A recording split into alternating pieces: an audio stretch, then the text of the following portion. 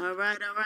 Everybody who needs to be up here should be up here. We are a little past our time and we don't like to do that. So, thank you. This is a little before and after. We'll take it here. Appreciate it. Good evening, everyone. This is the City of Dania Beach regular city meeting on June the 10th. It is 7:02 and I call this meeting to order. City Clerk, would you please call the roll? Yes. Mayor Davis?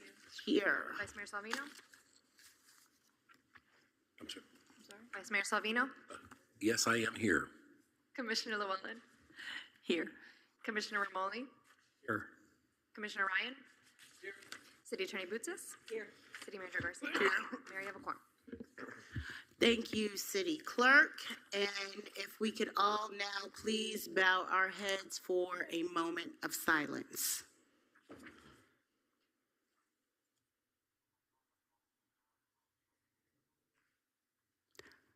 Thank you.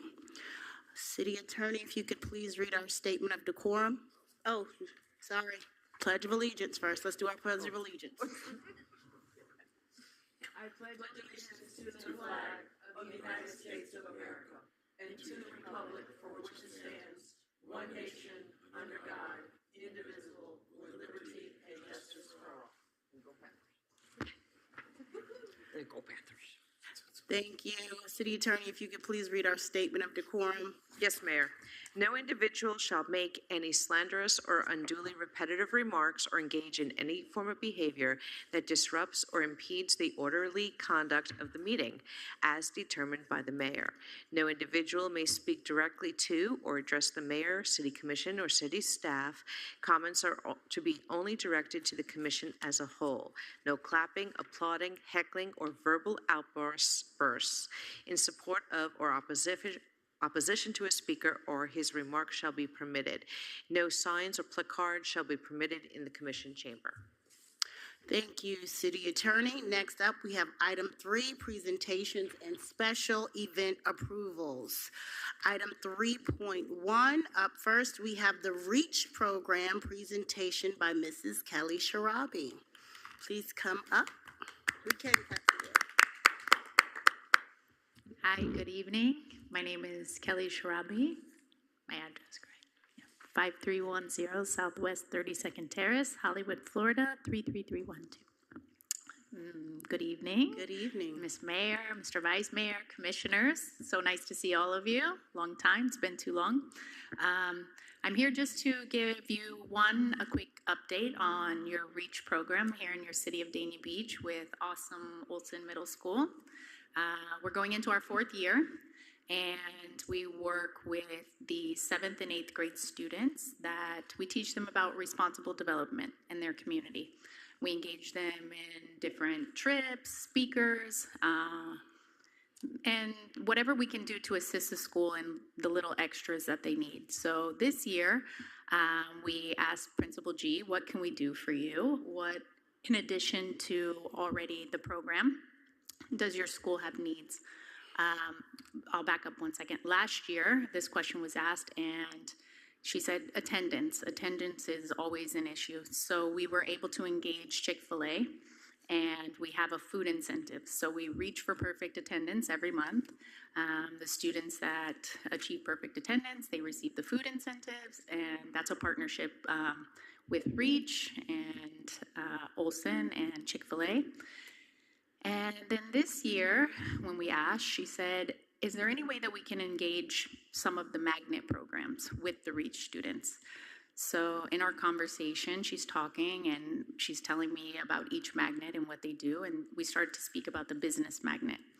And light bulbs kind of went off because we understand the demographic at Olson and the kids' needs. And there are some children that they're in need of things, day-to-day necessities, including clothing, shoes. So I said, why don't we work on maybe a clothing drive this year for the business program? We can set up like a shop. The kids can, organize the clothes that are donated. That's what we'll do for our kickoff this year, and see if maybe we can create this store they can open it up to the public if it works for them once a month. They can let the students who have earned Viking dollars purchase clothes if they're in need, so it's not an actual, monetary amount that they would have to come with, but things that they've earned. Anyway, your incredible city manager said, why don't we partner together? Why don't we do something together with the REACH program? So I'm here to present this to you. I believe you got the packet. I don't necessarily need to go through it step by step with you. This is the gist of it. We would really just like to engage the students in this program, teach them business, and as well as work with the city of Dania to put a drop box here in City Hall, engage the city in helping us when we do clothing drives, donations, and then any other suggestions that you might have for us. And I think that's the gist of it, unless you want to, please, any questions? Thank you, Mrs. Sharabi. I think this is a very exciting initiative that engages our city along with our schools and further supports our partnership with Olson Middle School, which I absolutely love. Are we going to put any criteria as far as the types of clothing or, gently, because some people, you say clothing drive, they think, and we want to make sure that these are, So I have been processing that, thinking about it, but I think it's a good learning opportunity for the students, for them to see that sometimes there's a lot of sweat equity that goes into a new business, and going through those clothes that are maybe not clothes that you want to see or touch, or those will be set aside, those are not good for our store, and those, now we donate, we pass on to the next, place. That, I mean, so they will be filtered, yeah, and the kids will get to see and pick and choose. For sure. That's for great. sure. I think that's fantastic. And I think not limiting it to necessarily like clothing that the students might be interested in, because if we do have the opportunity to open it up once a month to the public, you could have neighboring people that could come in and take advantage of the clothes, and this would give the kids an opportunity to actually create a monetary value to the store as well. Fantastic. Any comments from the commission? I'm sure you can earn them. You can ask Principal G. What would he have to do to earn some Viking dollars? Maybe volunteer hours for the community. Yeah. Well, it seems like this is something we're all interested in and have consensus to move forward with this. And yes, donation of bikes from Lee's Locksmith and Bicycle would be absolutely amazing for the store. But city manager? Yes, Mayor, thank you so much. When Kelly and I sat down, it triggered, because quarterly I go through my closet, and I make Gisela go through her closet.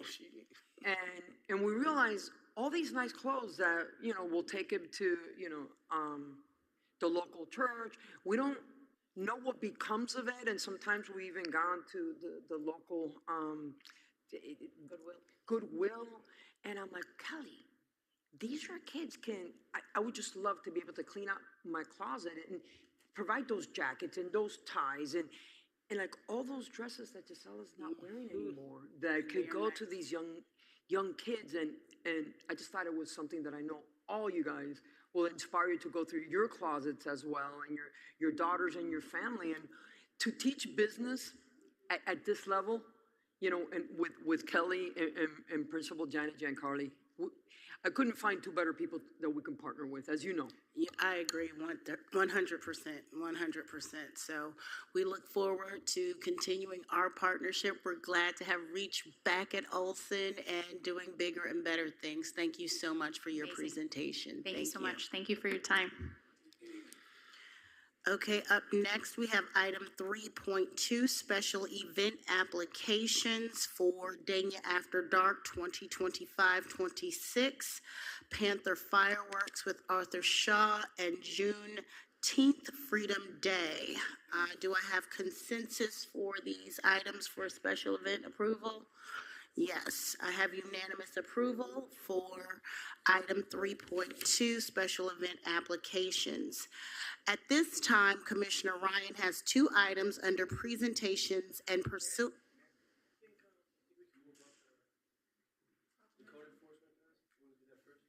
Oh, yeah.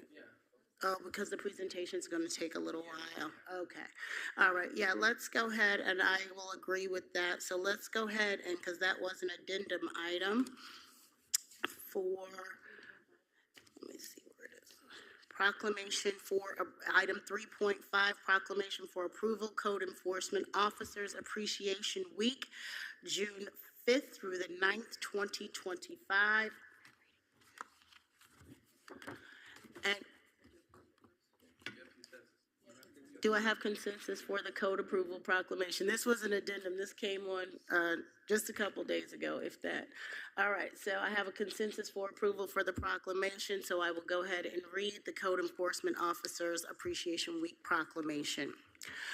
Whereas Code enforcement officers for safety, health, and welfare of the citizens in the community through the enforcement of building, zoning, housing, and animal control, fire safety, environmental, and other codes and ordinances. And whereas code enforcement officers are not credited for the jobs that they do in saving lives and improving neighborhoods.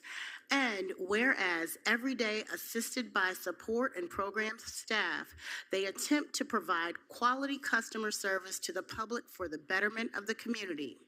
And whereas code enforcement officers are dedicated, well-trained, highly responsible individuals who take their jobs seriously and are proud of their department and local government within which they serve. And whereas the Florida Association of Code Enforcement, FACE, has declared the first week of June to be set aside by local governments to honor and recognize their code enforcement officers. Now, therefore, on the behalf of the City of Dania Beach Commission, I, Joyce L. Davis, Mayor of the City of Dania Beach, Florida, do hereby proclaim June 5th through 9th, 2025 as Code Enforcement Officers Appreciation Week in the City of Dania Beach, and do encourage our citizens to join this commission in expressing appreciation for the dedication and outstanding service provided by the individuals who serve as our code enforcement officers. Congratulations to our code team. You want to come up and accept your proclamation?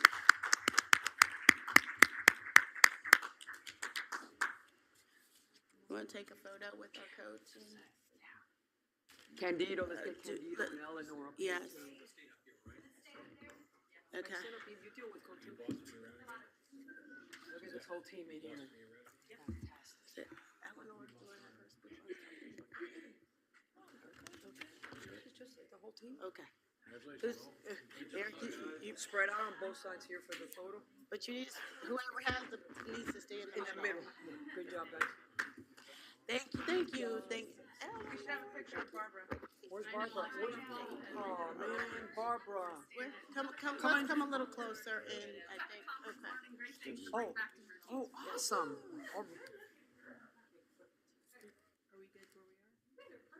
Yes, we are.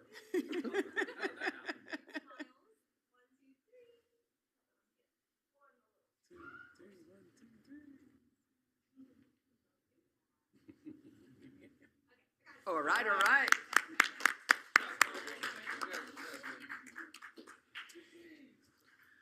Code is not an easy job by any stretch of the imagination, so truthfully, I bow down my hats off to each and every one of you for doing a job that is extremely difficult and doing it with the professionalism that you do. Congratulations, Code, and thank you for all you do.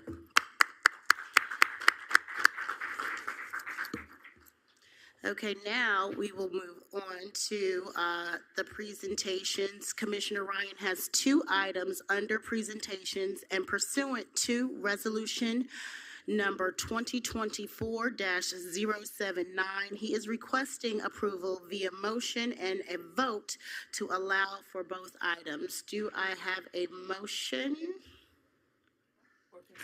Or consensus? Do I have Consensus for the, Do I have consensus for the 2 presentations? Okay, we have consensus. Thank you, guys. Thank you. We have to say it on record now. All right, Commissioner Ryan. be rude to our guests. Thank you, Mayor.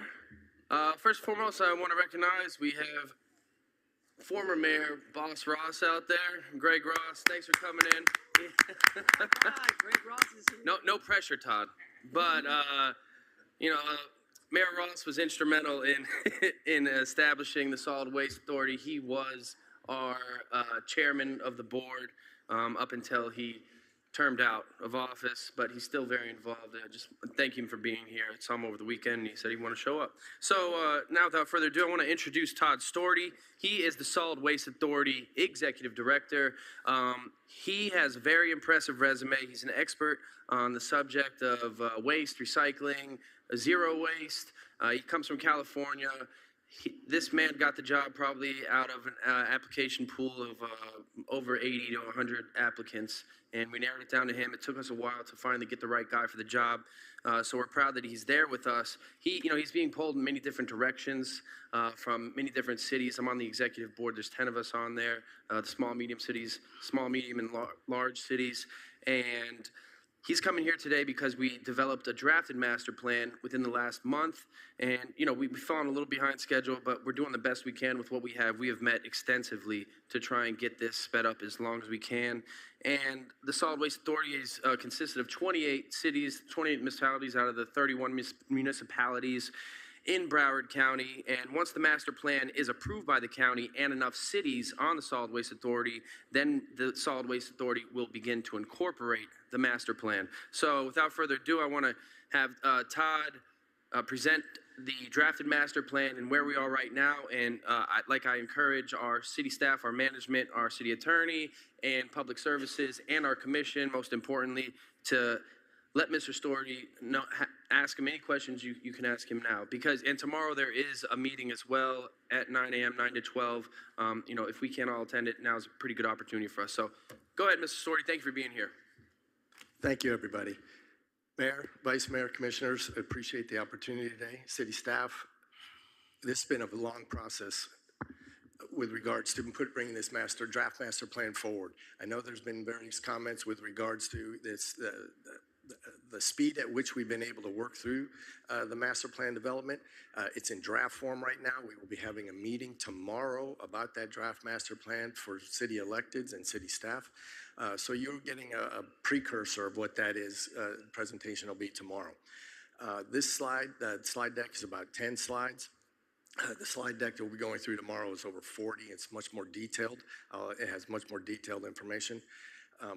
I wasn't quite sure of my time limit here today, but I'll work through this as expediently and as efficiently as possible. Does this work? 5 to 7 minutes. Okay. Okay, so real quick, with regards to the authority and what the authority was looking at and trying to do is really trying to develop a long-term vision for the community. It's a 40-year outlook with regards to what we're trying to achieve with the master plan.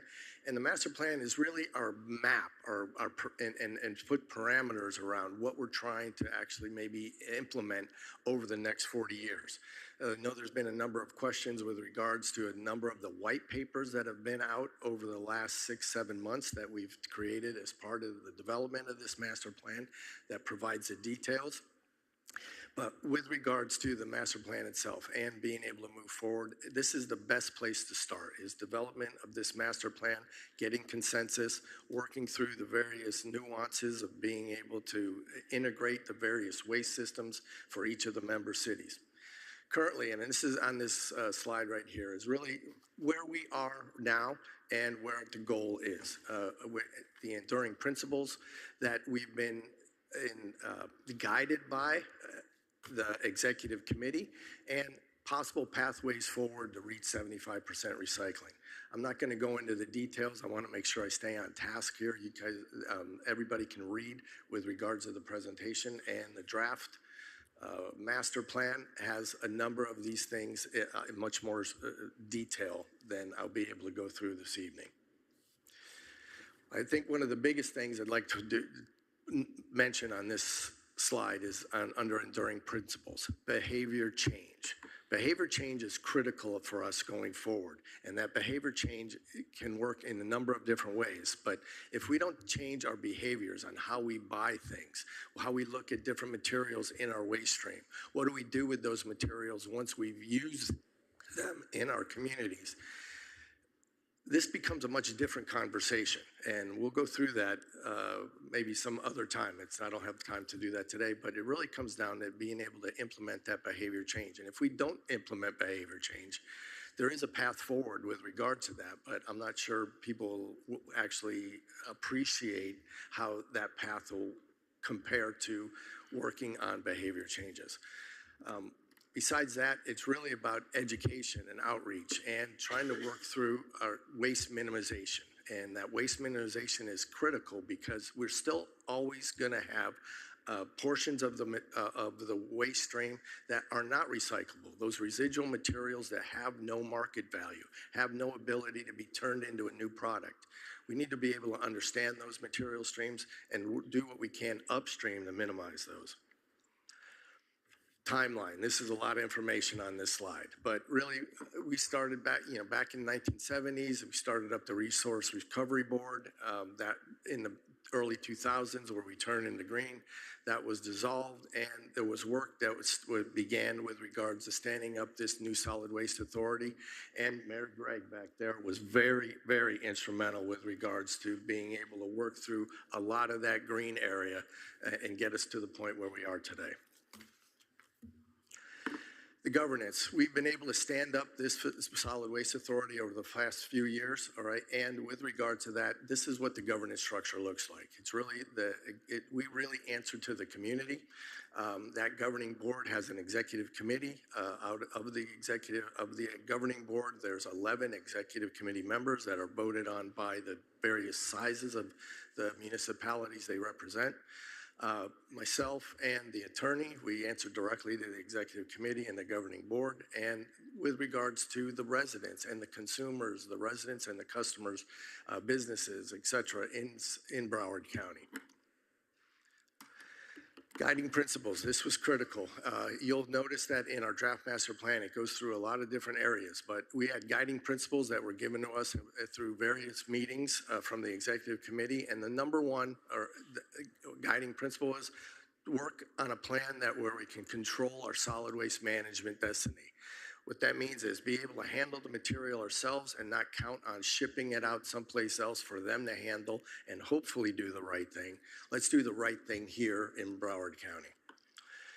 Zero waste focus, that was another one. Now, I've heard a number of comments with the zero waste system.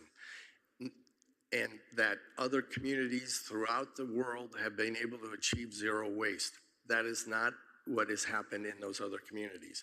Whether you're in Europe, Southeast Asia, they view waste to energy as a favorable activity, and as part of that favorable activity, it helps them get to as close to zero waste as possible because they're able to take that remaining fraction of the residual stream and turn it into energy before final deposition into a landfill. Key policies, and this is as we get into the presentation and some of the other things. The key policies that we're trying to make sure that we are taking into account as we develop this master plan is a 40-year planning horizon. What happens right now is not something in how we develop a future system. 40 years from now takes into account many different aspects, including population growth. Population growth is expected to increase dramatically here in Broward County over that time period, and we need to prepare for it now, or we'll be stuck into a situation like Miami-Dade where there is no other option except hauling it out to northern parts of Florida. Oh, back up one thing. One of the other thing is number 2. Yeah, I'll give you a little leeway on this. Go ahead. I'll go through it as fast as I can. Maximize the use of existing infrastructure. And what that means is, especially in the first phases of the development of the master plan, the initial recommendations are to be able to maximize that existing infrastructure. Use the marketplace that's here in Broward County. Use the service providers that are here that have already invested in Broward County in infrastructure and capital to their maximum ability before we determine what other facilities, programs we want to be able to recommend to move forward. Project background. We have around 4,896 tons of material to deal with annually. Of that is expected to increase dramatically over the next 40 years by another 2 million tons. Existing solid waste system, this is a map. It may be very difficult to see, but it shows all of the current solid waste facilities that are permitted and operating within Broward County.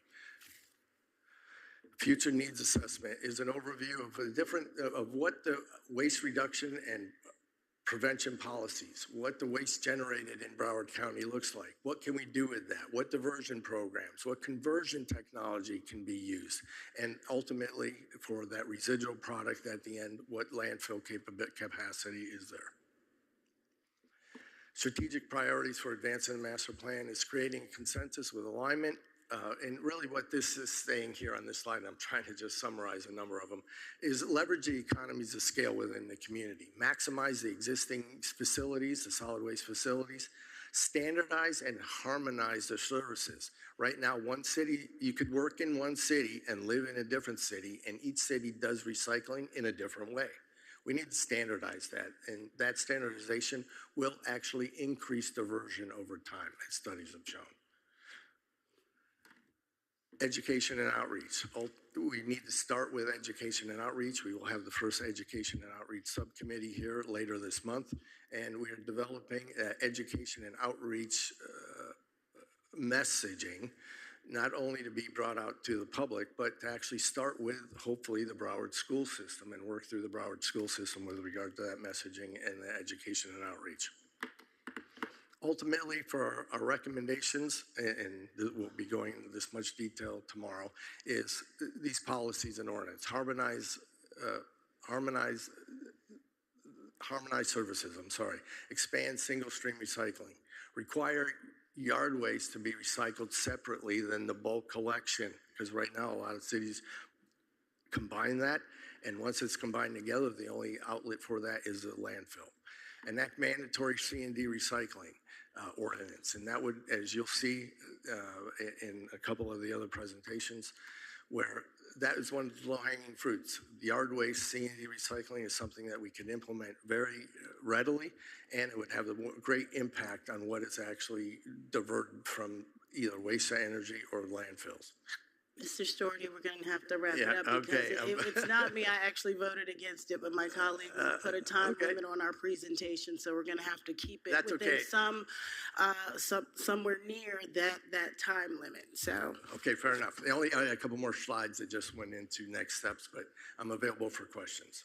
And can you please, before we go into questions, just let everybody know that there is a master plan meeting tomorrow, and just reiterate the time, date, place where everybody can participate in this. Sure. Tomorrow is for elected and city staff. Public can attend, but there'll be very limited public comment. The two public meetings will be next Monday and Tuesday. One is at Treetop Center. The other is at the Broward Center in downtown Fort Lauderdale.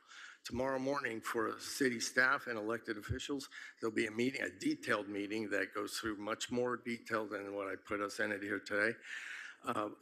The draft master plan, and what that is to be able to gain feedback, comments, questions. What did we miss? What did we get right? What would you like to see in the final plan that will take all this information from the draft and the comments and develop the final plan that'll be due out late July, early August? Thank you, Mr. Storty. Vice Mayor. Yes, thank you, Mayor.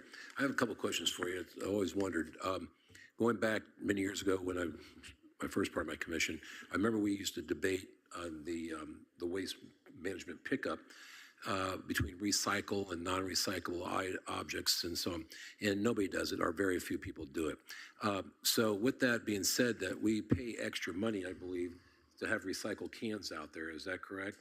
We have recycled cans. Yeah, I mean, but we pay a different fee for having recycled versus just general pickup.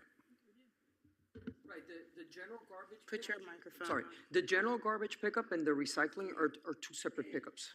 I understand they're two different pickups. That's not what I'm saying. We pay a different premium to have recycle involved in our pickups. Like if we had one garbage can out there and threw everything in it, we would pay one price, but we're supposed to have recycle on here and regular garbage here, so we get a little bit of a break because we're supposed to be separating the product. Is that right? The fee that we charge our residents is for both. I understand it. That's, you don't get my point. So I think you understand what I'm saying. So my point is when we get the garbage gets picked up, as most people don't separate the two, there is, I don't know your engineering ways of doing things, but is there a way to separate that product? With New technology, yes. All right, now, with regards to the collection method, the executive committee and the governing board has been very clear in my direction that we are not getting into the collection agreements for each of the Right, I understand cities. that. This is for, once it's in the truck, Right, collection I know vehicle, that, I'm you'll be just, able to take I'm it trying to make a processed. point across the board. But with regards to what we're able to do nowadays with technology, yes, we can sort through the dirty streams, we can sort through the MSW stream, the garbage stream, Right. but it requires a very expensive facility Right. to be able to do. Okay, and that's what I was getting to. So the point of it is that if everything is in one collection, there is the thing that can do that job coming there or coming up or different facilities, but it would cost more for if the people dumping that to you would be charging us more money to do that. Is that right? Yes, typical recycling programs use the assistance of the residents, of the community, of the businesses to do that initial source separation up Right. front of the recycling so that the MSW stream is in that final container. So they are able to separate at that point. Yes. I'll explain to you what I'm getting to in a minute. I think what I was trying to get to is that sooner or later, the waste management, your waste solution is going to cost more money to everybody anyhow because these facilities don't come free. And by building this, and what we're doing is if we were able to separate maybe the leaves and the branches and this and that, and I have a place not here, but like today I just got done before I left. I had to put all my leaves, my branches, and everything in 2 different garbage cans, and then they do have a recycle and they have a regular one, but the people I see just dumping in the regular ones, but they do enforce without question the branches. If you put branches in your garbage can, they don't take them. So, by separating that out, it does make a difference in, I think, the way that you would recycle or get rid of the waste. And I think that's something that I'm just making a mention of that we might want to consider doing down the road if they don't have it. Even though we have bulk pickup, people still put that into garbage cans. The thing is, when you mentioned about paying for people to, like Miami pays to ship it to North Florida, who knows where it goes to? And that's one thing I would prefer not to leave Broward County and not know where our garbage goes to, because I really think that somewhere along the line, something might happen. I just had that weird feeling about that. And you control your own destiny. Let me throw it. So, I mean, you answered my comments, which I think I'll talk to the city manager about, which she can bring up to the commission at a different time about maybe a little bit of an idea of a process that I see at different places that we might be able to just discuss in a plan. That's all. And just one comment. With regards to the systems that are in place now in Broward County, those are the most cost-efficient systems that are possible. Because each city went out after the dissolution of the Resource Recovery Board and put out their own RFPs, got their own contracts, got their own arrangements for what was important to the community themselves. What happened to the incinerators? There's only the one incinerator / waste to energy facility that's left. The other one at Monarch Hill was demolished late last year. And we don't incinerate if they don't want to incinerate anymore because? There's people on both sides of that fence here in the community with regards to waste to energy or landfilling. Landfill space is very limited in Broward County. Even with the expansion that was approved by the county on the Monarch Hill landfill, there's still only 10 to 12 years left of landfill space in Broward County. We need to figure this out now because it could take 10 years to figure out the system to move the material to other portions of the state. Okay, thank you. Thank you. All right. Thank you, Vice Mayor. Thank you, Mr. Storey. Commissioner Mobley. Yeah, I'll make it really brief. But first of all, Todd, thank you very much for being here.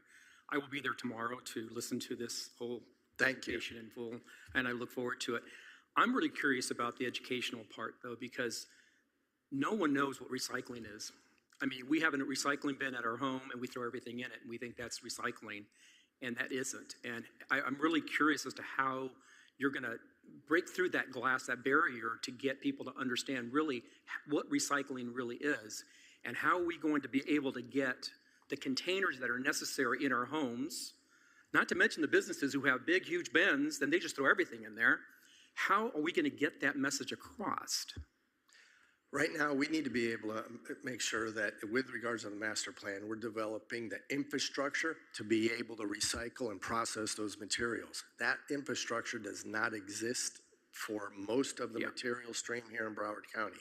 Once we've worked through that understanding and various RFPs to develop that capacity, we'd be able to then start that education program. What we would look to is something similar to other cities throughout the United States, where it'd be a mixed recycling bin and a yard waste cart along with your MSW collection container, so that we can keep that source separation upstream as much as possible, especially on the yard waste side, the clean green, so that we can make compost that actually is usable within the community, that the ag community would actually would like to use.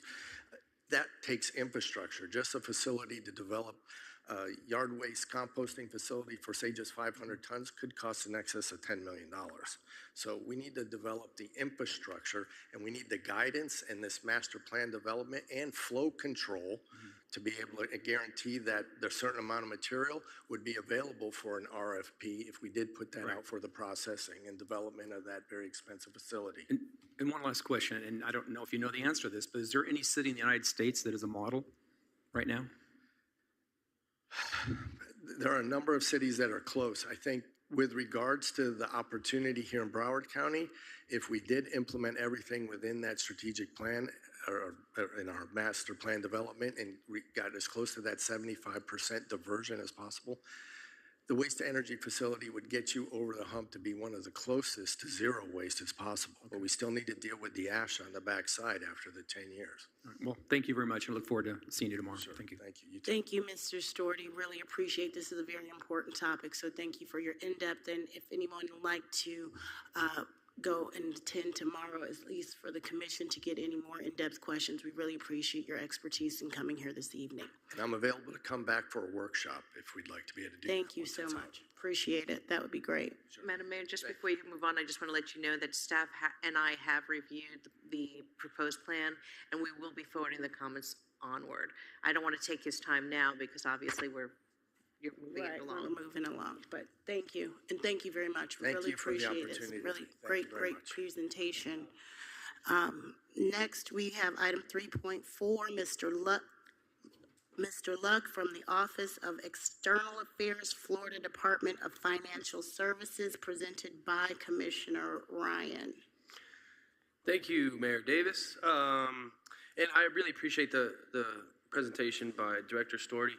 I know that was a ton of information. You know, that's what I'm just trying to do. I'm giving us a crash course, I guess, on financial services and Solid Waste Authority. But the Solid Waste Authority is very important, and this is the only way we could discuss business for the city as a commission in the public. So I really appreciate you guys' questions towards Mr. Storty. And yeah, I think a workshop would be beneficial, but we have to keep the ball rolling. This is definitely something that is pressing. We've been working on it for a while. And, you know, I see that we all kind of ask similar questions. We're all kind of on the same page. So thank you for that. So now let's get to my friend here, Luck Twin Luck. He works for the Florida Department of Financial Services. He is in the Office of External Affairs.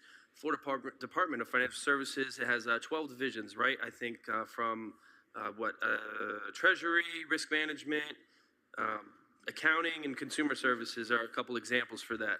And I run into Mr. Lucktwin a few times. He said he'd be happy to come and give us a presentation regarding our Florida Department of Financial Services. So the floor is yours, Mr. Lucktwin. We really appreciate you coming in here.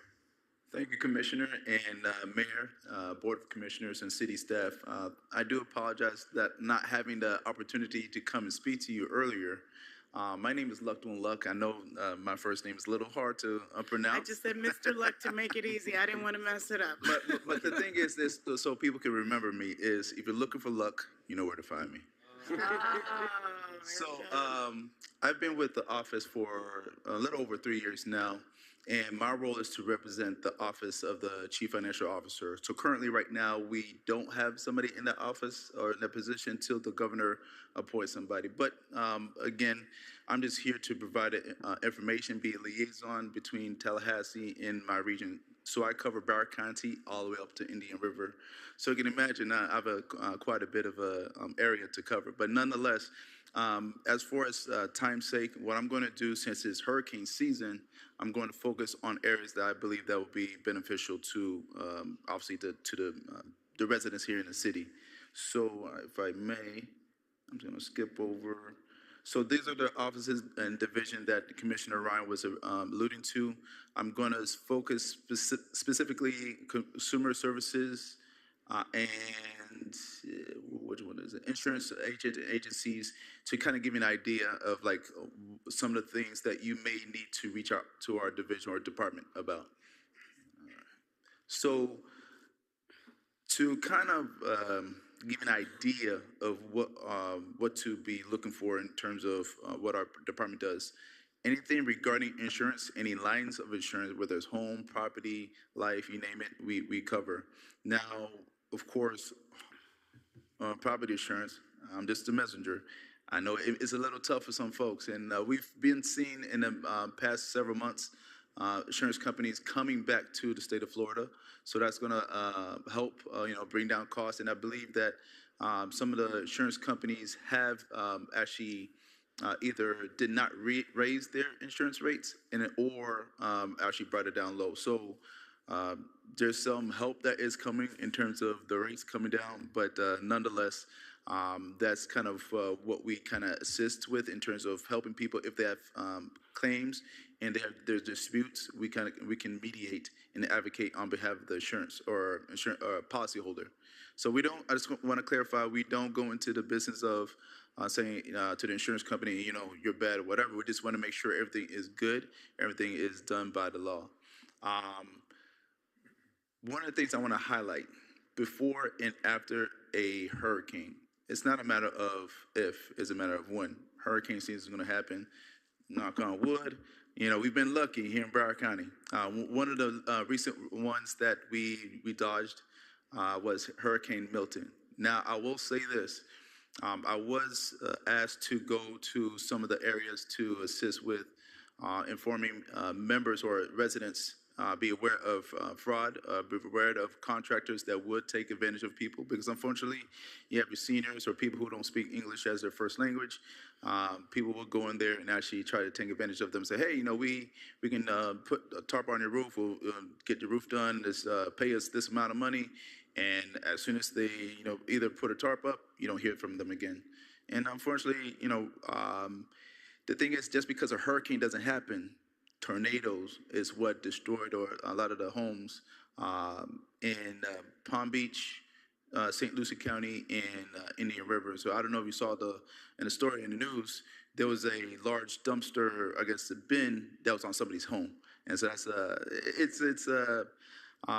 tornadoes are no joke. And I actually just wanted to say that just seeing the impact is it's hard.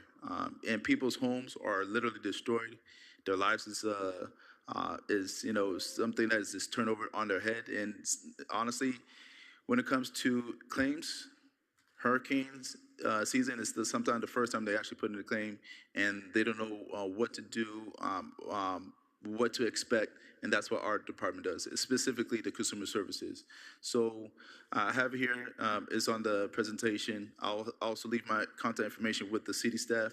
So if you have any questions or any residents have any questions, they can reach out to our consumer services in our department or myself, and I can obviously assist.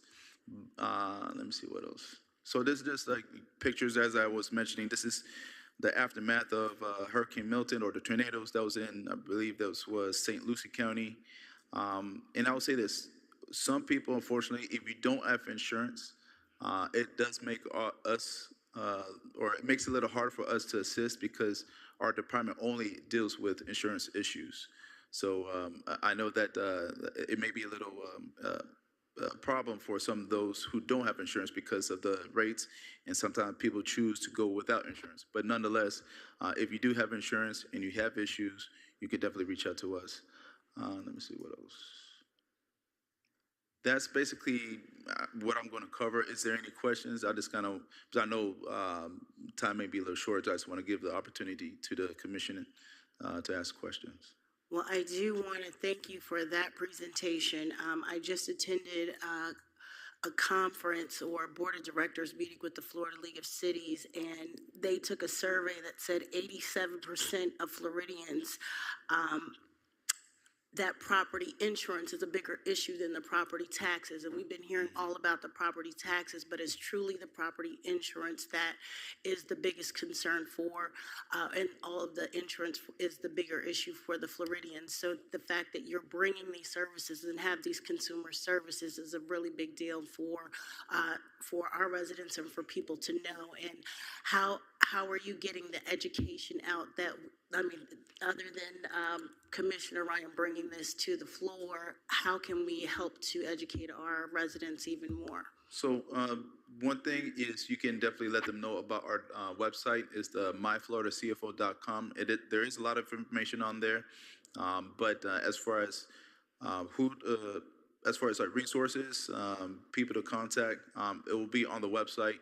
But typically, really just everybody should be really aware of what's on their insurance policies, because sometimes they think they have certain types of insurance. But I will say that when it came to Hurricane Ian and other hurricanes, flood was not a thing that they expected. But unfortunately, those surges, destroyed their homes, and a lot of people didn't have flood insurance. And so that's the thing where this, one, be mindful what's in your insurance policy, because if we do, we can definitely, help with mediating. But if it's something that's not already covered or not covered in the policy, we have our hands tied as far as like being able to assist you. But as far as the education aspect that you asked, I'm willing to, do either workshops or come to, I do table sometimes at events that are tailored to that particular information. And I do have materials currently right now, because we don't have an office or a CFO. A lot of the materials did have the previous CFO's name on it, so we had to discard them. But once we might have some information that is available that's not going to be in violation of having a outdated information on there. But what we'll do is, as soon as we have updated information, I'll provide that for you and for the residents of the city. Thank you so much. Greatly appreciate that. And Vice Mayor? Yeah, I got a question. I'm not sure if I'm on the right track with you. You ever heard of Matlacha, Florida? Sorry? You ever heard of Matlacha, Pine Island? No. West Coast, Cape Coral? No, I'm not familiar. It's right across Alligator Alley, straight across it up north of Naples. No, I'm not too familiar. Okay. Well, anyhow. I know Alligator Alley, like 75, yeah, but not particularly. Anyhow, that you know name. where you've heard of Fort Myers, right? Correct. Yeah, of Okay, course. it's like West Fort Myers. Correct. Okay. Like Sanibel area and all that. Yes. Anyhow, Okay. well, I know what Milton's all about, and I know what Ian's all about, and I knew what all of them, because I have a house there that's got flooded 4 times. Okay. And the question I have is that first time I had insurance, and when they offered me insurance on the first one, and like I said, I don't know if this is in your realm or not, say the damage was, they felt it was $20,000 in damage. By the time when you talk about reading your policies. Sorry, who's they? The insurance companies. Okay. Okay. The insurance companies read, when you talk about reading your policy and understand your policy, 2 things about flood is that when you flood, some of them specifically tell you if it floods, like if your water pipe breaks in your house, that's considered a flood. But when you have rising water from something, they don't consider that flood. Okay, so when you talk about education about flood insurance, that's one thing. The other thing is when they come to estimate your house on the damages, they may give you what they think is a current price, but there's so much damage to the areas that you can never hire a contractor to do the work for what they want to give you, and you're behind on that because they won't work for you, so you can't get your house fixed because they're not paying enough money to get the house fixed. And so that's another issue of how do you fix that. And then the insurance rates went up about 40% after the first 2 hurricanes. I got 4 in a row in 5 years. So I just canceled it and self-insure myself now. But the thing is that all these little things that you come up about insurances and so on, how do they stop it? Then they can charge what they want. Is there any regulation on that?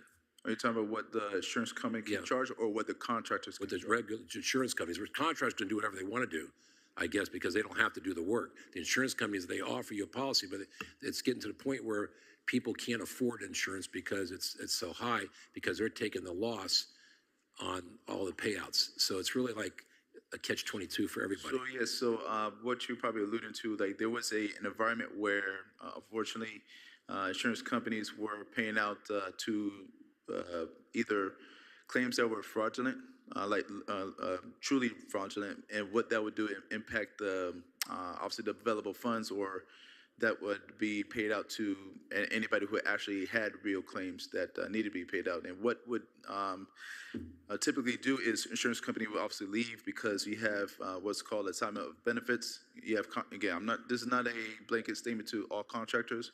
It's just the way how the system was set up previously before we had a special session several years ago to remedy that.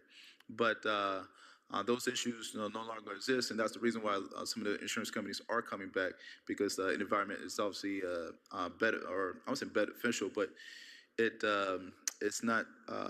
Fraud is becoming less of an issue for them in terms of paying out the claims to either claims that are truly fraudulent. Now, with that being said, how can an insurance company choose how much to provide in terms of the claims? Is based on what the assessment is. Now, a homeowner can actually have a second assessment, the public adjuster saying, hey, no, these are the actual damages. And that's where our office would kind of come in and kind of help mediate through that those issues. Again, I'm not the resident expert. I'm just here to represent the office. But nonetheless, we do have agents and agencies in the department that will be able to assist with a little bit more of a knowledge of how to assist with that. Okay, thank you. All right, thank you, Vice Mayor, Mr. Luck, and Commissioner Mulling. Hi, Mr. Luck. Thank you very much for being here, by the way. I have the question about a couple of things that you said. You actually repeated it twice. Coming back to Florida. Insurance company, yes. Right. It seems like a racket to me to think that someone can leave the state of Florida because they paid too many premiums out, I guess, and then we allow them back into the state. Shouldn't we have some kind of provisions for people, insurance companies, leaving the state and then coming back to the state? Or am I not understanding that correctly? So I don't have a list of all the insurance companies that are returning. I can't say it's the same one. So when you say returning, it sounds like meaning their insurance companies are coming back. Meaning like new insurance companies. What was that? New insurance companies, the new companies coming. Correct. Okay. And so it allows basically more competition. Which is what we need. But I guess my question is really about those that have been here that leave for whatever reasons, then they drop you, leave the state, and then they come back. And we allow that to happen.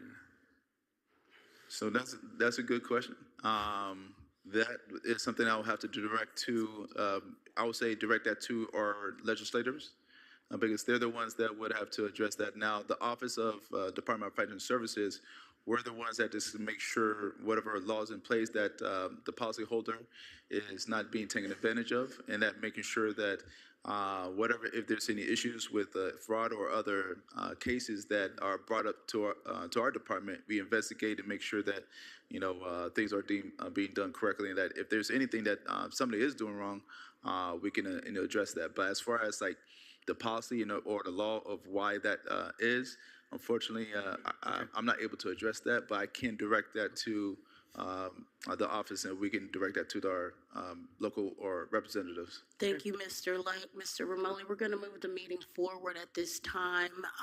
If you can please get each other's contact information to continue the conversation.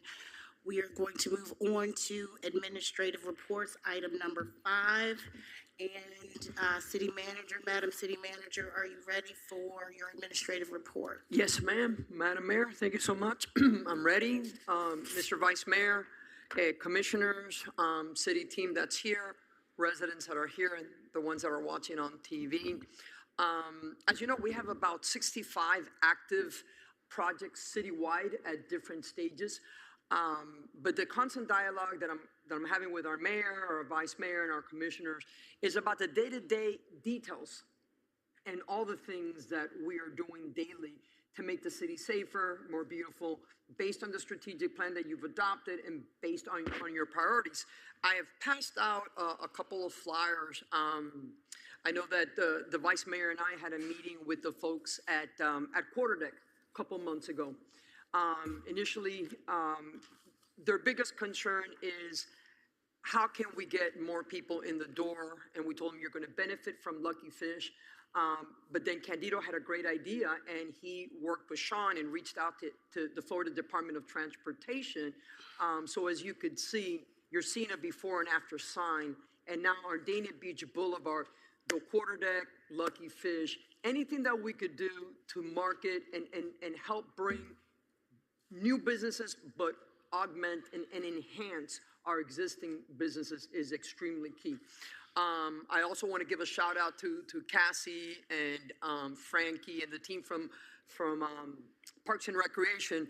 You could see the old sign at PJ Millie, and you could see the new sign. So these are the day-to-day things as we're driving around, things that we're looking at, conversations that we have with each and every one of you. I also want to commend our new CFO. I am passing out to you what is called the PAFR. What is the PAFR? Well, not all cities do that.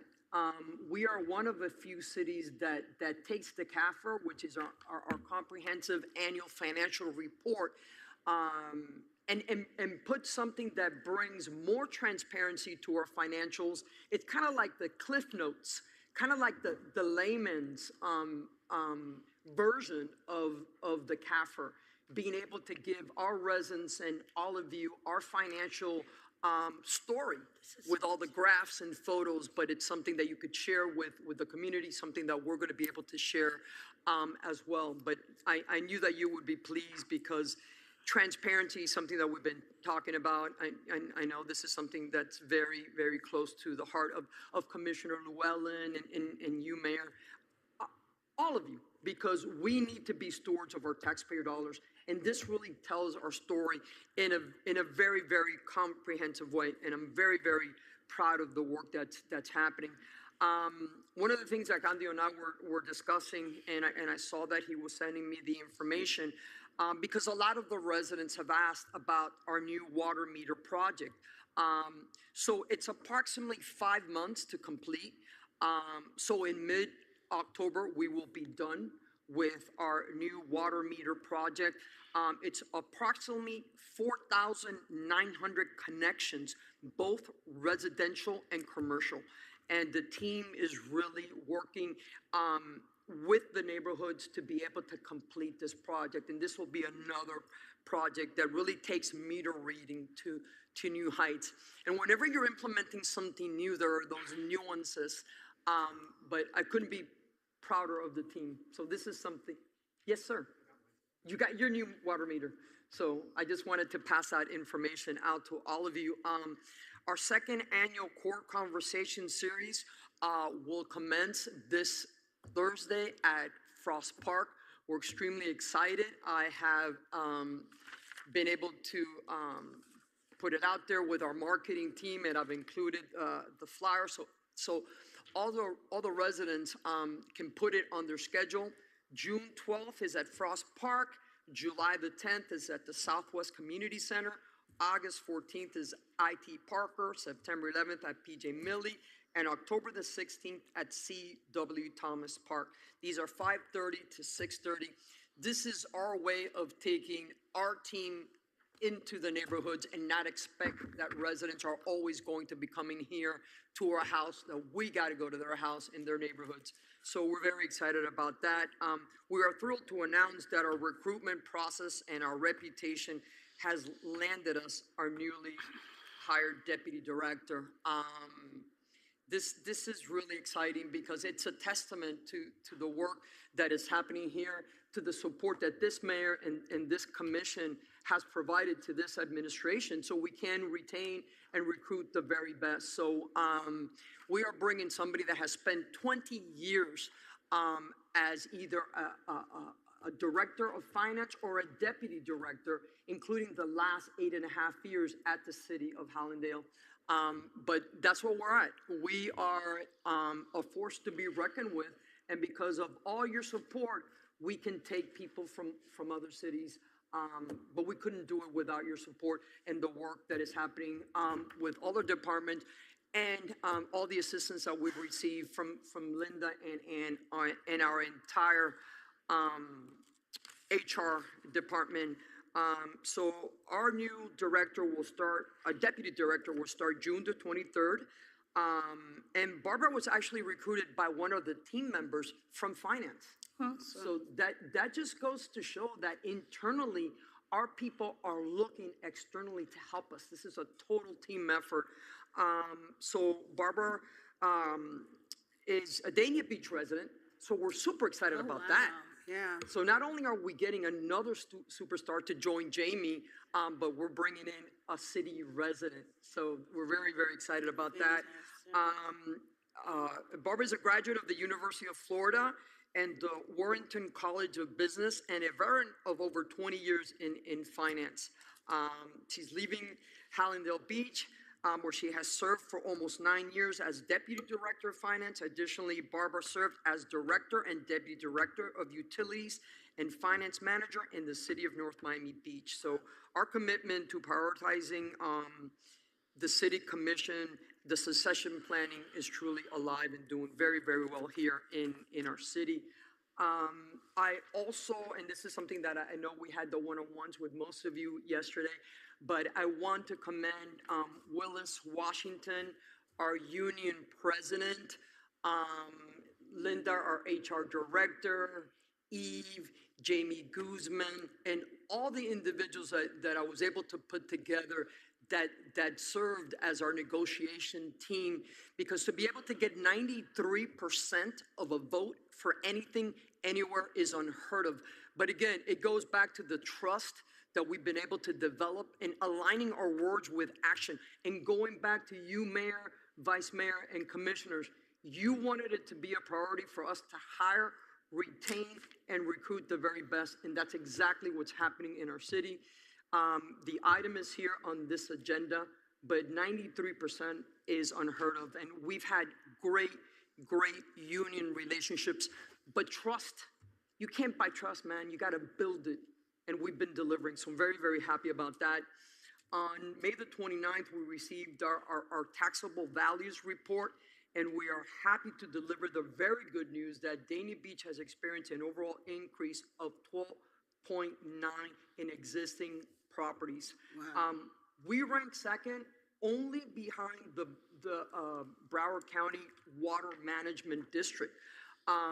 These are the revenues that we are able to reinvest into the parks, which is an unprecedented investment in parks and unprecedented investment in infrastructure, in public safety.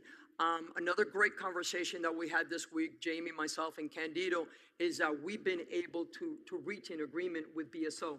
And again, we're leading the way in every single thing that we're doing it, but it's a collective team effort. And I always want to bring forward things that are tangible, things that are measurable, and successes that we can all celebrate together. And I want to also commend the marketing and communications team, Nanette and Suzette. They've truly elevated our visibility, and you will see the report here that again shows tangible numbers of where we were with our reach in social media and where we're at today. The evolution of CORE, the evolution of our newsletter, the Pioneer, and everything that we're doing. We're on Deco Drive, we're on the 6 o'clock news, but for good reasons. And we're just very excited, and I just want to commend the whole team. And it's truly an honor to work with all of you here on the dais as well. And that concludes my report. Excellent report, City Manager. Thank you so much. And we will move on to our City Attorney report. Mine will be very short. I just want to introduce Olivia Donnellan, who will be our intern for the summer. And I want to come up and just say hi to everyone and give a little about yourself. Good evening, everyone. My name is Olivia Donnellan. I am a rising senior at Nova Southeastern University. Excuse me.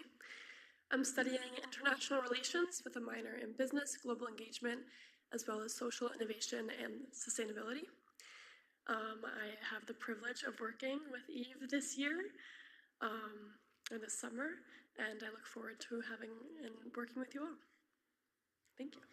Thank you, Olivia. Welcome. Welcome to the city of Dayton Beach. And Eve, you're very lucky, and we're lucky to have you here for the summer. Thank you so much. Is that the conclusion of your report? Thank you. All right, thank you. City Attorney, item 5.3, City Clerk reminders. Thank you, Mayor. Your next meeting is June 24th at 7 p.m. And then following that, your next and final meeting before your summer break is July 8th. You have your CRA meeting at 6 p.m. and then your City Commission meeting following that at 7 p.m. That's all I have, Mayor. Thank you. Thank you, City Clerk. Up next, we have item 6, our public safety reports. We have our own Captain Jason Tarala. Welcome.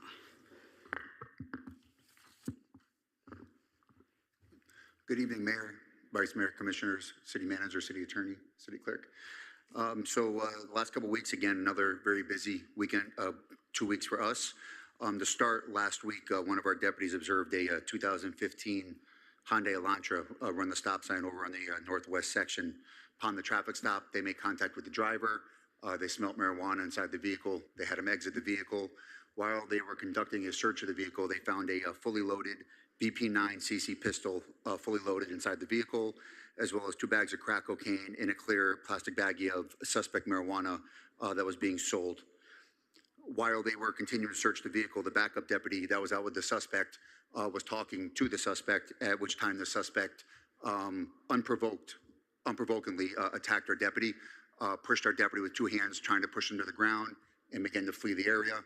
Our deputies began a foot pursuit and was able to successfully recapture this individual and place him into custody. And he was charged with battery on a law enforcement officer, possession of cocaine, possession of a firearm, and the commission of a felony, and as well as all the other narcotics. Wow. Also this week, our Dania Beach CST team, they've been working with our BSO robbery unit. We've had a string of robberies going in our northwest section where people are using like the Facebook app to sell stuff, and they're having people come into our city, and once they're bringing the item city in the northwest section, they're robbing these individuals. Our robbery unit was able to identify the suspect, and our CST team was doing surveillance, and earlier last week, they located this individual. They went out to attempt to place him in custody, and upon seeing our deputies, he took flight. Our deputies were able to foot chase this individual, and they were able to successfully place him in the custody, and he was afterwards, he was charged by our BSO robbery division for the robberies and transported to the jail. And last but not least, last week, Sergeant Yoder attempted to make a traffic stop on a subject who was driving his bicycle reckless in the 500 block of Sheridan Street. The suspect refused to comply and attempted to flee. After a brief pursuit, the suspect stopped, at which point Sergeant Yoder attempted to detain him. During the detention, Sergeant Yoder and the suspects both fell onto the ground and a full-on fight ensued. The suspect, while on the ground, the suspect actively resisted, actually removed Sergeant Yoder's radio and threw it to the ground. He also got on top of Sergeant Yoder and began to attempt to unholster his firearm. Luckily, a passerby observed what was occurring. The passerby stopped his vehicle, got out, and assisted Sergeant Yoder in getting this individual off of Sergeant Yoder, and was able to help Sergeant Yoder detain the suspect. So we were very thankful again for this witness who observed what was going on and got out of his vehicle and put his own safety in jeopardy to help Sergeant Yoder get this very violent felon into custody. That individual was charged with multiple felonies, and he's taken to the main jail. And Sergeant Yoder is okay. He's fine. I can have a report. He's fine.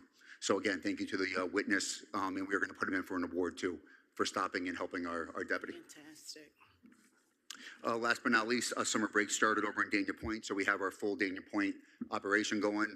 I constantly, weekly talk to the management at Dania Point. Everything has been good.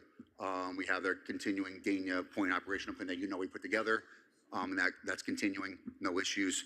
And over the last 2 weeks, we've conducted over 182 area checks between Frost Park, City Hall, the parking garage, and as well as Chesterbird Park.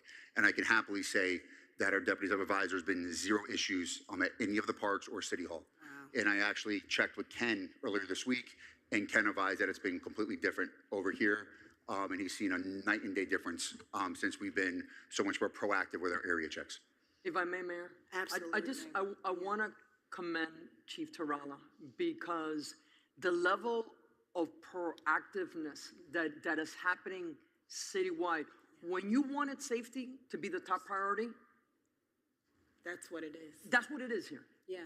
And these are real stories that are happening every day, every hour on the hour here. And we wouldn't be where we're at today if it wasn't for the leadership of Captain Torala. No, 100%. Thank you, Manager. Thank you very much. Thank you, City Manager, for reiterating how important it is and the work that you do with your team every single day. I don't think our city has ever been safer, and that is due to your leadership in this team, as the City Manager said. So thank you for all that you do. We appreciate you. Thank you very much. All right. Okay, good. Thank you guys very much. Thank you, ma'am. Yeah, let's give him a hand. We can give him a hand. All right, up next, we have our public safety report from BSO Fire Chief Sergio Pellicer. Good evening, Mayor, Vice Mayor, Commissioners, City Manager, City staff, and the great citizens of Dania Beach. So this past May, our inspectors, they're already up to 62% completion rate for this fiscal year. They perform a total of 285 inspections in the month of May. So they were very busy. Our Safety Saturday, hands-on CPR. I'm proud of that. I'm very happy that Mayor came and got this one of the first recipients of the certificate of completion.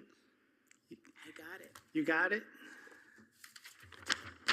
There she is. Yeah, my certificate. So I'm just happy that we're able to train some of our citizens, and now I know there's an extra level of safety. People that know out there, if they see something, they can do something. They know how to activate 911 and keep somebody either in their family or another citizen safe.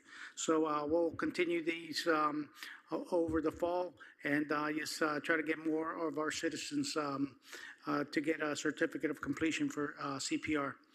The CASA creditors, the people that check our ambulances, came by last week, and they inspected our fire station. They inspected our rescue trucks, and they talked to all our firefighters at the station. They actually made me leave the room. They said, we need to talk to them alone. And the one thing on the feedback, they were here for 2 days. On the feedback, the one thing that they said is that our men and women that they talked to were some of the most prepared people for this inspection. They knew everything was going on. So I'm proud that, my people know their job and they serve our city well. So hats off to them. Our new recruits are going to be training over here at Dania Point at the parking garage this Thursday. They're going to be doing high-rise training so they know how to fight fires in a high-rise. So, thank you to Dania Point. We have a great partnership with them. And with that, I told Emily we'll make sure that we're there for the 5K again and hopefully make this one even better and have a lot more firefighters there. So that's all I have for my report. Thank you. Thank you, Chief. And I absolutely want to commend you for the Safety Saturdays, because I think it's such an important life-saving skill for our residents, the family and friends. And you also provided choking and drowning prevention. So this is something when we educate our community, they're able to help their neighbors, especially with school getting out and all of that. Very, very important. And your team was absolutely excellent. So please let them know. A heartfelt thank you for that. The other Safety Saturday I also attended, which is the opioid first aid training, and there was a lot of important information on that Safety Saturday as well. I think people, people are kind of standoffish when they hear about opioid crisis, but it truly is a huge problem. And I just want to thank you for putting this series together for our residents, and hopefully we can let people know and get the word out so that we can continue. But thank you so much for all that you do to keep us safe and to train the new recruits that are coming. Appreciate you.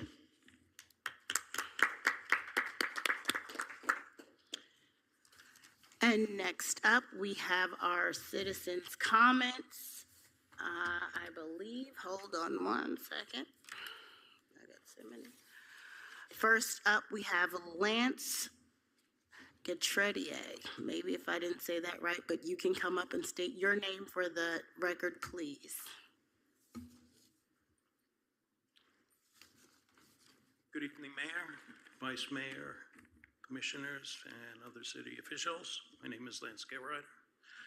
I have lived in Dania Beach for over 15 years, and I'm here to ask for your help concerning a property that is next door to me. It's 130 Northeast 2nd Avenue.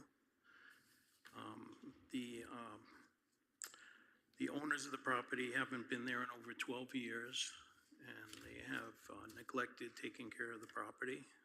Building structure is riddled with termite damage, black mold.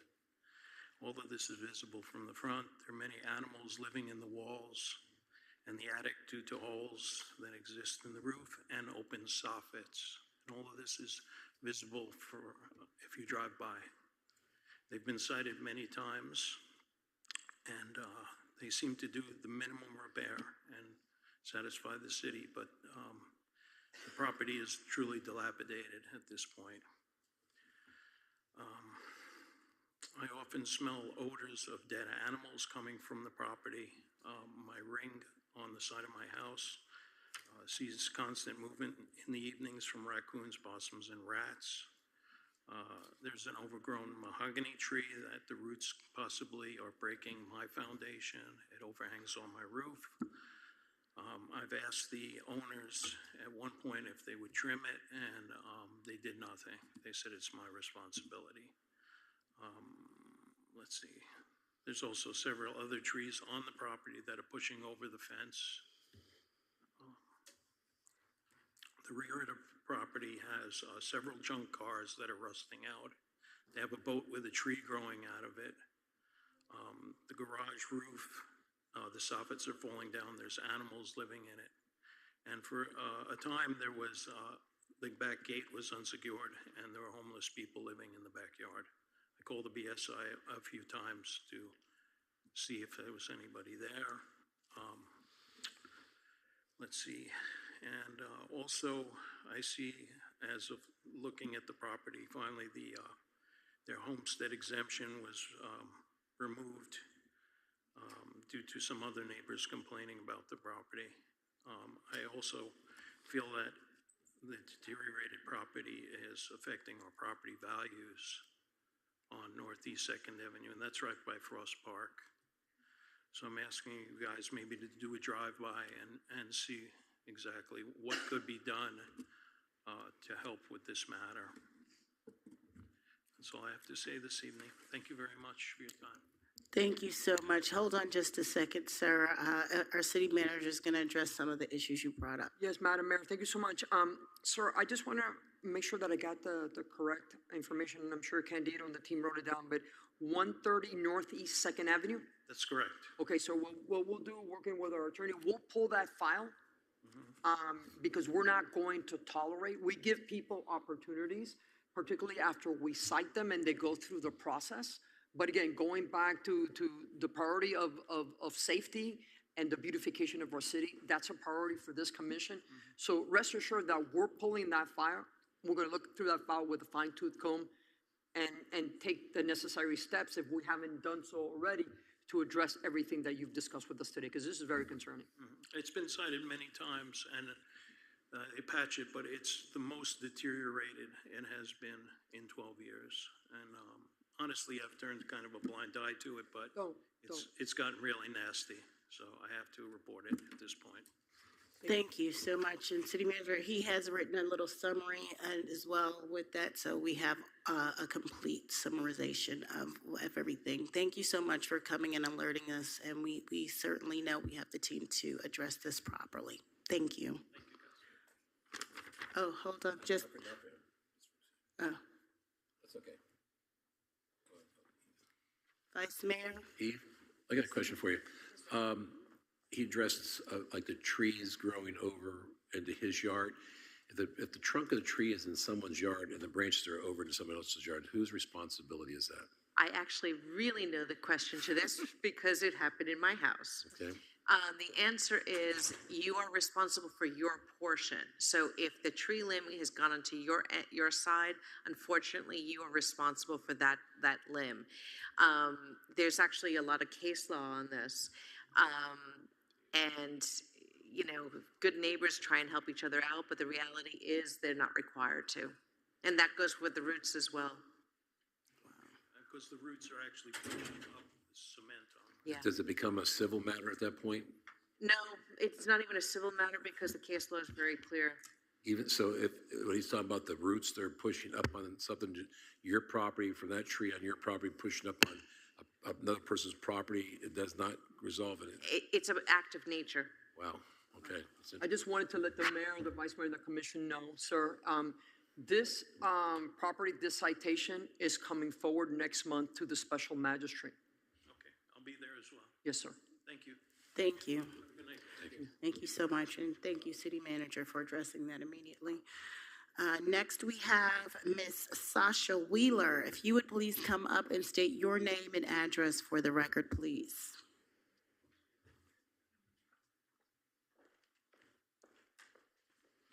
All right. Good evening, everyone. My name is Sasha Wheeler. My address is 121 Northwest 33rd Terrace in Fort Lauderdale, Florida.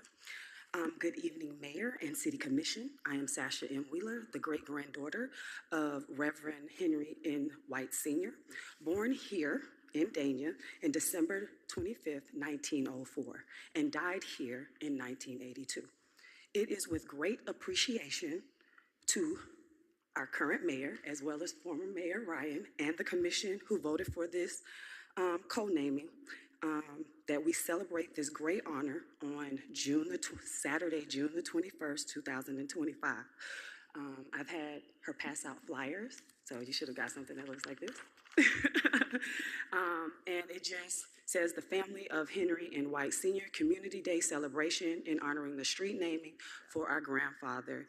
We will be having food trucks, so we will be offering free food. We will be offering music, trivia, as well as games so people could be able to win prizes. It will be from noon until 5 p.m. over in, well, we would say the Modelo Park area, but where the new park is being built. We are just truly excited. It's been about 2 years. It's been a while since you've seen my face because I usually work at this time. I'm a teacher, and I'm just happy to be here to represent my family, and I'm thank you all of y'all for helping. I'm trying not to be emotional, but I represent all of us that worked really hard, those who live in the state and who don't, and they'll be here on that day, and we're just excited to have this happen for us. Oh, you're gonna make me cry.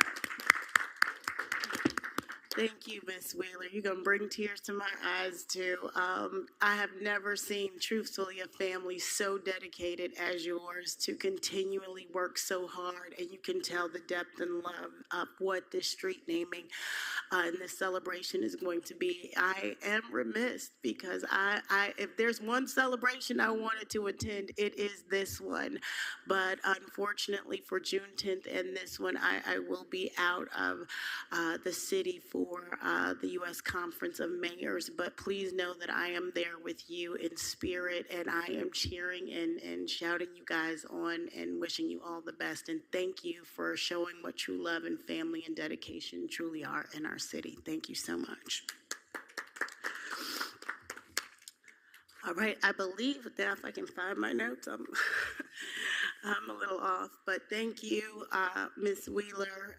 That concludes our citizens' comments portion. We are now moving on to the item 8, which is our consent agenda. Are there any items that the commission wishes to pull from the consent agenda? Do I have a motion? Make a motion pass 8.1 through 8.4 consent agenda, Mayor. I have a motion from Vice Mayor. Do I have a second? Second. I have a second from Commissioner Ramoli. All in favor say aye. Aye. Any opposed say nay. The consent agenda passes unanimously. Thank you, Commission. And now we are on to bids and requests for proposals. We have item 9. Eve, if you could please read item 9.1. Yes, Mayor. A resolution of the City Commission authorizing the ITB 2025-12 Southeast Drainage Retrofit Project Phase 2 to Rickman Construction Florida, Inc. in an amount not to exceed $19,754,494.51, which includes a 10% contingency, providing for conflicts and an effective date. This is a public services item. Services.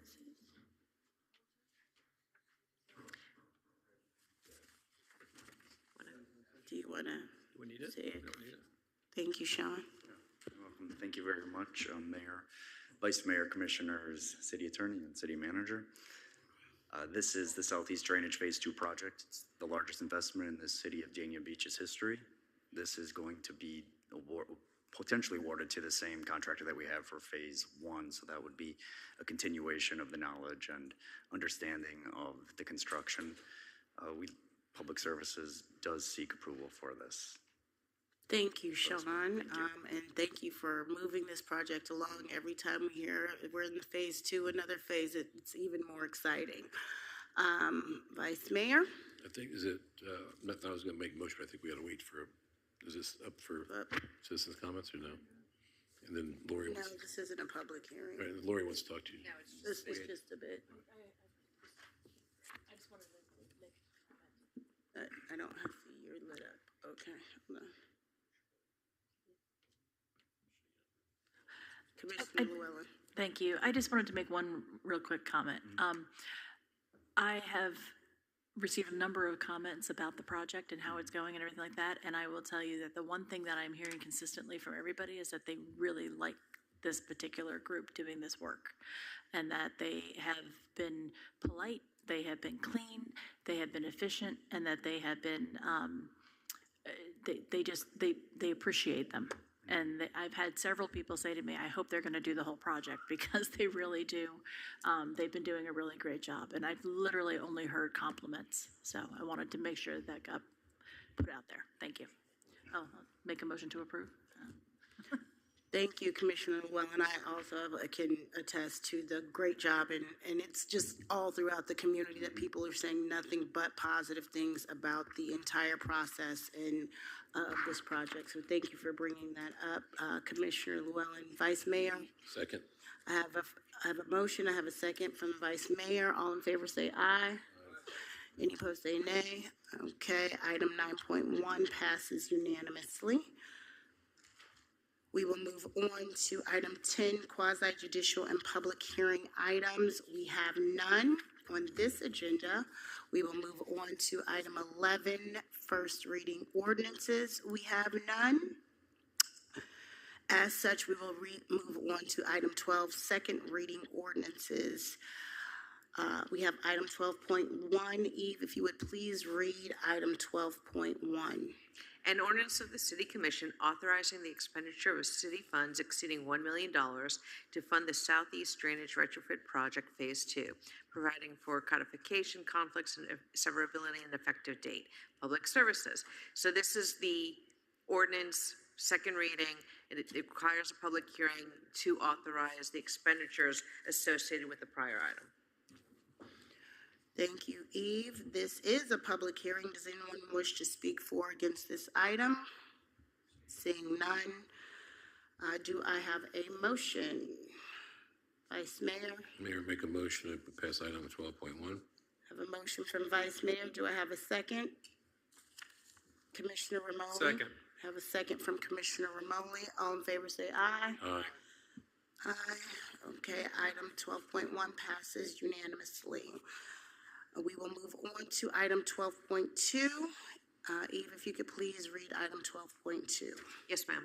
An ordinance of the City Commission amending Chapter 28 Land Development Code, Part 5 Signage Design Regulations, Article 505 Sign Regulations at Section 50540 Detailed Sign Standards to modify wall sign regulations, amending Section 505 Prohibited Signs to modify sign placement, amending Section 50590 signage regulations for the mixed-use CRA form-based zoning district to authorize portable signs for all businesses and to modify wall sign regulations, amending Section 505-110 signage regulations for shopping centers and large retail establishments in commercial districts and planned mixed-use districts relating to projecting signs, repealing Section 505-140 signs exempt for certificate of compliance requirements, and to substantially revise Section 505-190 signage review to remove the approval process and fees, providing for codification, conflict, severability, and an effective date. Thank you. Eve, this is a public hearing. Does anyone wish to speak for or against this item? Seeing none, Mayor, I make a motion to pass item 12.2. I have a motion from Vice Mayor. Do I have a second? Second. From Commissioner.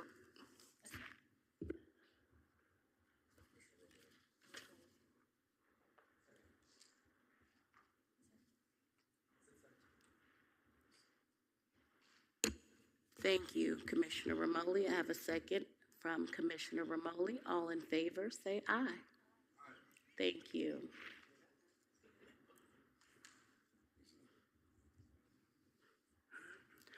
Next, we will move on to item 13, discussion and possible. 12.3, did I miss it? Okay. Let's move on to item 12.3. Eve, if you could please read item 12.3.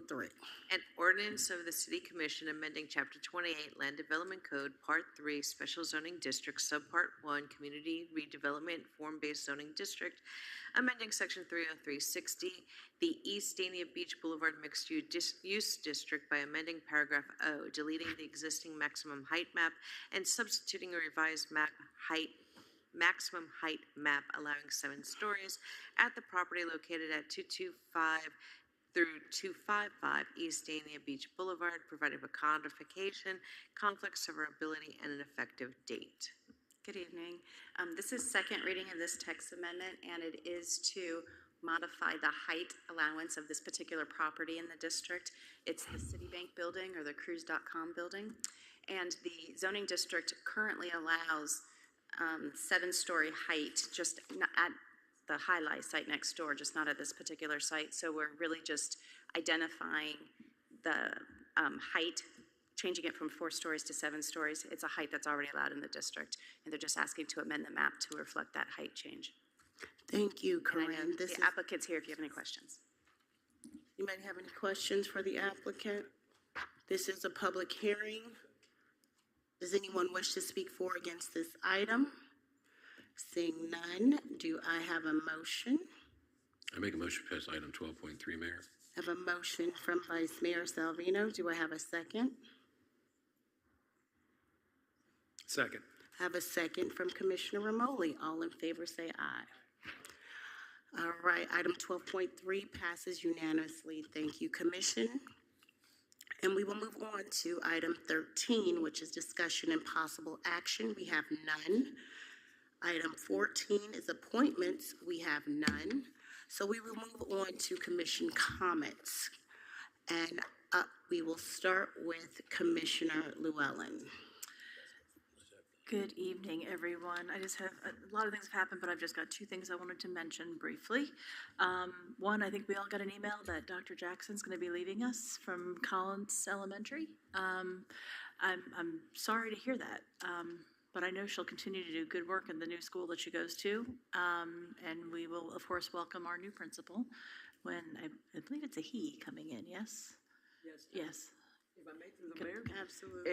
The mayor and I earlier today we were talking to Principal Janet Giancarli. She actually knows the individual. We told her those are big shoes to fill, but we look Yes. forward to working with them. Because I'll tell you what, I mean, you could, just at the award ceremony that several of us went to, I mean, Dr. Jackson has those kids in line. Like they just, all she has to do is just stand there for a moment and everybody behaves. So she definitely, those are very big shoes to fill, but we do wish her well. The other thing that I wanted to mention, I have mentioned this at a couple of meetings, I'm not sure, I know I mentioned at strategic planning, that there was something coming forward with the county and then to us about the surtax dollars, and that they are going to be coming from the county directly to the cities.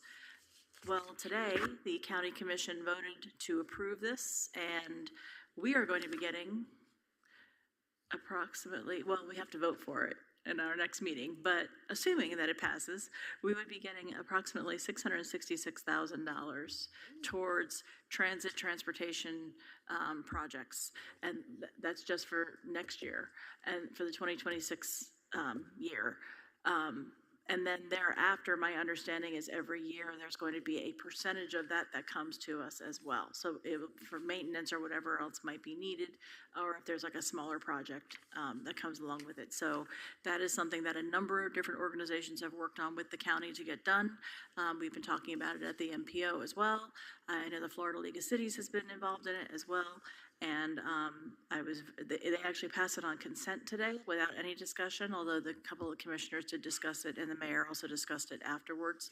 And it's based upon number of roadways and miles, that sort of thing, and somewhat about population, I think, as well. But there are some cities that are getting a lot more, but they're obviously larger, and then some cities that are not getting that much at all because they're very small.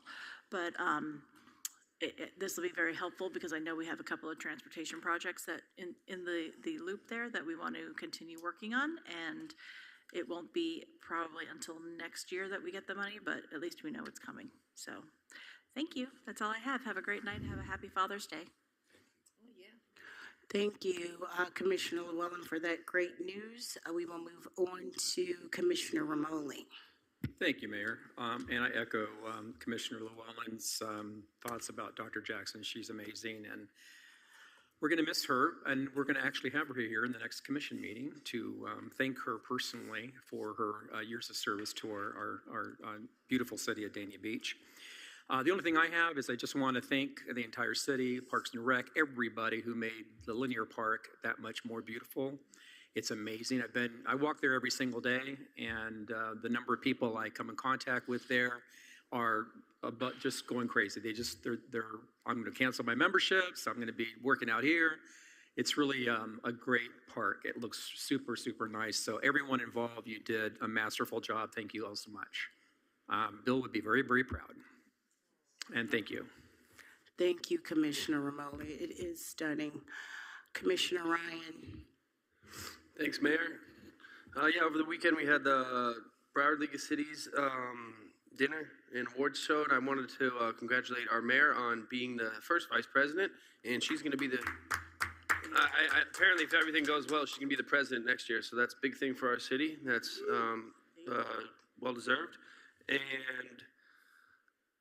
thank you to all of our kids and our principals and our teachers out there. I hope everybody has a great summer. We just wrapped up the school year, I think, last week, and looking forward to the summer camp program and our sports programs with our youth.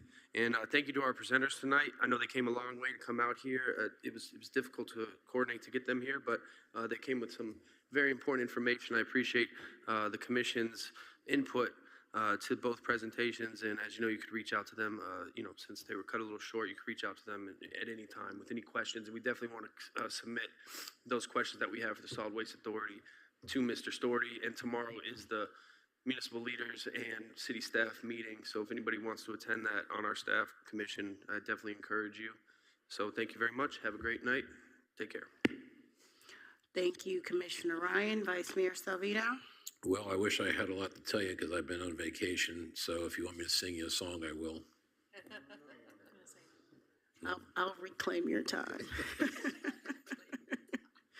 Thank you, Vice Mayor. I do have, again, 13 items, but what I will do is list them, but I want to end with the story. So I want to thank Commissioner Romoli for having the idea to bring Dr. Jackson here to celebrate her and her, I believe now 13 years of service to the city of Dania Beach. So thank you for thinking of that and putting that on the agenda. It really means a lot to celebrate our educators here in the city.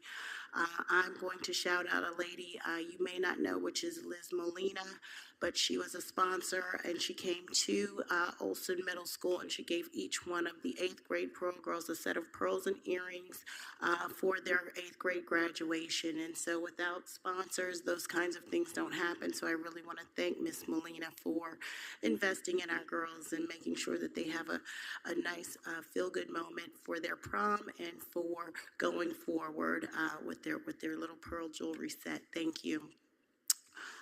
Olson Middle School also held their 2025 prom at IT Parker.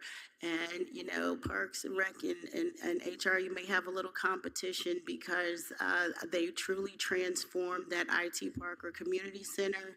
And it was absolutely beautiful. But I'm just letting you know that this is one of the best investments that we did as far as renovating the IT Parker Center. People are thinking out of the box so many different ways that they can transform it, and the kids had an absolute great time. So thank you to all of us. Thank you to the city manager for really pushing that forward and making sure that facility is being used to its capacity. Our senior activities, Gracefully Aging, thank you so much for inviting me to your farewell breakfast. It was absolutely wonderful. It was their last breakfast before they broke for the summer. And I want to thank my colleagues for supporting the Simply Healthcare Wellness that will allow everyone to get together on August the 5th for a health and wellness activity. I want to also thank Parks and Rec for the 5K Walking Club, marketing for putting flyers together. We have now grown our membership to 40 members. Anthony Affetti, you've been wonderful in getting that communication out and really growing our walking club. So I really appreciate you for that, all of the entire team. Commissioner Ryan and I also attended the 75th anniversary for the Women's Auxiliary Legion Post 304. And so they were so happy that we came. Commissioner Ryan read the Poppy Proclamation and I read the 75th Anniversary Proclamation. And it's always good to support our veterans and support Post 304 as well as our Women's Auxiliary. Let's see. I was also invited to, this is a big one because it's a potential partnership with the Marine Industries of South Florida. They held their 2025 annual awards. And if you don't know about the MISF, they own the Fort Lauderdale Boat Show. So they had a lot of positive things to say about the city of Dayton Beach and how we've been helpful with the docks and everything. And so they're looking forward to future partnership. And that event was held at the Fort Lauderdale Yacht Club. Next, we had the Thriving Thursdays. I'm not going to stop until I say Thriving Thursdays. Linda, thank you so much for an amazing Thriving Thursday. Thank you for bringing the Adopt a Dog and Take Your Dog to Work Day. I truly believe we have the cutest dogs in America. So thank you for doing such a great job with that. Everybody loved it. So thank you all for what you do for Thriving Thursdays. I will say also Commissioner Ryan congratulated me, but I also want to congratulate Commissioner Ryan and Commissioner Ramoli for being the first and second alternates for the Broward League of Cities.